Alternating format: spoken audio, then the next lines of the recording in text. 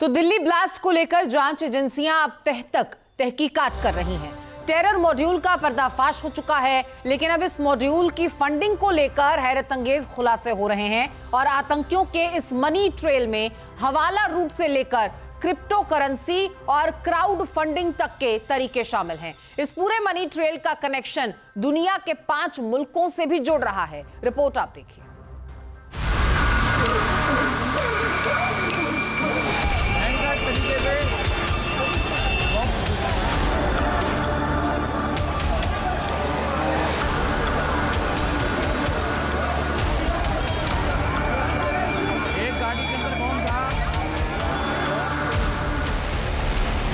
Delhi blast को अंजाम देने वाले टेरर मॉड्यूल की फंडिंग कहां से होती है?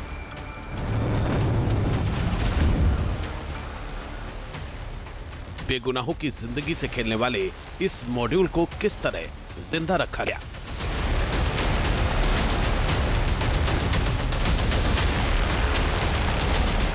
इन सवालों के हर सुराग को जांच एजेंसियां तलाश रही हैं। इतना तो जाहिर हो चुका है कि टेरर मॉड्यूल का कनेक्शन सिर्फ देश के अंदर मौजूद गद्दारों से नहीं था, बल्कि दुनिया के दूसरे मुल्कों में भी इन आतंकियों के हमराज छिपे पड़े हैं, जिनका मकसद सिर्फ और सिर्फ भारत को अस्थिर करना है।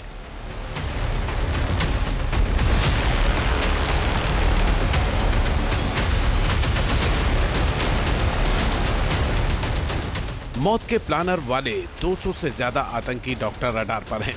20 आरोपी डॉक्टर गिरफ्त में आ चुके हैं, यानी डॉक्टर मॉड्यूल का तो पर्दाफाश हो गया है, लेकिन इस मॉड्यूल के मनी ट्रेल को लेकर भी बेहद चौंकाने वाले खुलासे हो रहे हैं, जिसका रूट पाकिस्तान से लेकर दुबई और तुर्की तक जुड़ा हुआ है। खबरें मिल रही हैं कि डॉक्टर टेरर मॉड्यूल की फंडिंग के लिए आतंकियों के आका कई गैर कानूनी रूट का इस्तेमाल कर रहे थे, जिनमें हवाला नेटवर्क, क्राउड फंडिंग और चैरिटी, क्रिप्टो करेंसी और डिजिटल ट्रांसफर भी शामिल हैं।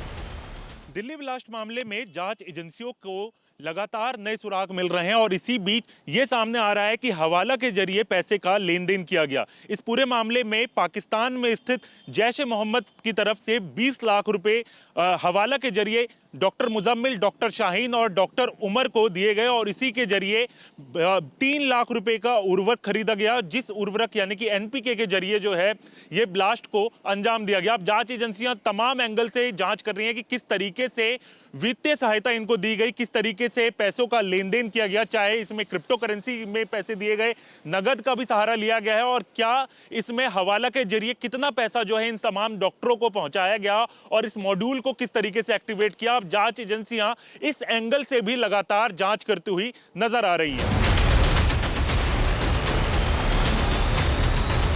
दरअसल पाकिस्तान और तुर्की तक कनेक्शन होने से इस मॉड्यूल के लिए हवाला रूट बेहद आसान था। ऐसी रिपोर्ट है कि जैश-ए-मोहम्मद के हैंडलर्स ने हवाला नेटवर्क के जरिए 20 लाख रुपए फरीदाबाद मॉड्यूल के आरोपियों तक पहुंचाए थे। ये पैसा हरियाणा के मेवात में एक एजेंट के रास्ते डॉक्टर उमर नबी और डॉक्टर मुजम्मिल जैसे आरोपियों तक पहुंचा था।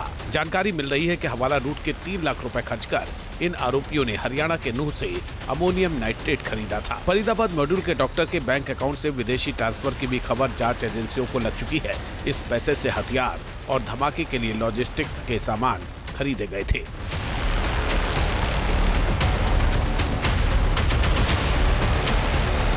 साजिशों को जमीन पर उतारने के लिए आतंकियों को पैसे की जरूरत थी और इसके लिए हर एक तरीका अख्तियार किया गया था। आतंकियों ने मजहबी इमोशनल कार्ड भी खेलने की कोशिश की और अपने लिए क्राउड फंडिंग के साथ ही डोनेशन से भी पैसे जुटाने की कोशिश की। आरोपी डॉक्टर मुजम्मिल और डॉक्टर उमर ने टेलीग्राम ग्रुप बनाया था, जिसके जरिए चैरिटी का दावा कर 30 लाख रुपए हासिल किए थे। रेडिकलाइजेशन और चरमपंथी विचारधारा को बढ़ाने के लिए क्राउड फंडिंग के इस पैसे का इस्तेमाल किया गया था। दिल्ली ब्लास्ट में मारा गया सुसाइड बॉम्बर डॉक्टर उमर इस चैरिटी फंडिंग का ट्रेजरर था। उसे 20 लाख रुपए सौंपे गए थे। आरोपियों के टेलीग्राम ग्रुप में जैश के हैंडलर के भी लिंक थे। डॉक्टर शाहीन को जैश के हैंडलर से ही डायरेक्ट फंडिंग हुई थी, जिसका मकसद सहारनपुर और हापुड़ में जैश की महिला विंग के लिए रिक्रूटमेंट सेंटर बनाना था। आतंकियों की फंडिंग का सबसे बड़ा और मेन सोर्स पाकिस्तान था। ये पैसे क्रिप्टो करेंसी के जरिए लूट किए गए थे। 3 साल पहले मार्च 2022 में मुजम्मिल और उमर तुर्की गए थे। दोनों की मुलाकात जैश के हैंडलर उकासा से हुई थी। उकासा ने एनक्रिप्टेड ऐप पर कई निर्देश दिए थे। विदेश से फंडिंग डॉक्टर शाहीन के अकाउंट में आई थी। माना जा रहा है कि इस रूट से आतंकियों को 20 से 30 लाख रुपए मिले थे। डॉक्टर के टेरर मॉड्यूल की फंडिंग में पाकिस्तान के साथ ही तुर्की, दुबई और अब बांग्लादेश और नेपाल के रूट की भी खबर लग रही है, जिसका इस्तेमाल विस्फोटकों को खरीदने में किया गया था।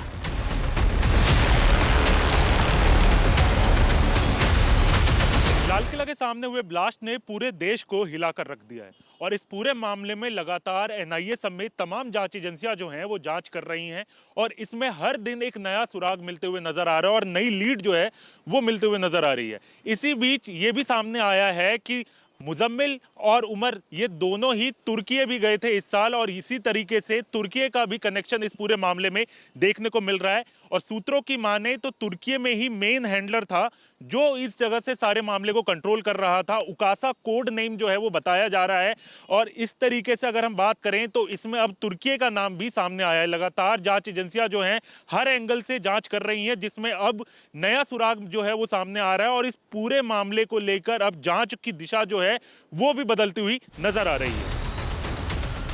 फरीदाबाद मॉड्यूल में फंडिंग के सोर्स का खुलासा होने का मतलब है आतंकियों के पूरे नेटवर्क का जमींदोज हो जाना। T news nation. जहां भक्ति है हर शब्द में, कथाओं में छुपे हैं दिव्य रहस्य और ज्योतिष देता है जीवन को दिशा। धर्म से जुड़ी हर बातों को जानने के लिए हमारे चैनल स्तुति को सब्सक्राइब करें। चैनल पर जाने के लिए इस लिंक पर क्लिक करें।